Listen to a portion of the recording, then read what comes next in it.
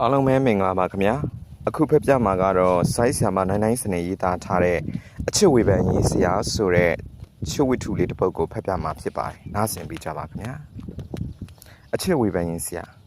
လက်ထပ်ပြီး3နှစ်မြောက်မှာသူမအကြည့်သူမဆုံးဖြတ်ချက်ကိုသူမတန်လျဝင်စားပြုလာသည်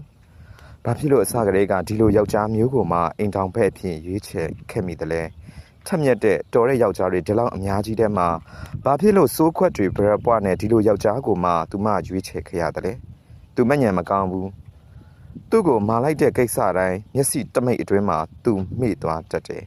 သူတန့်ရှင်းမှုကိုဦးစားမပေးဘူးသူမသာတပြစ်တောက်မရွရင်သူဟာဘယ်တော့မှကိုပိုင်အဝတ်စားလဲသူမဟုတ်ဘူး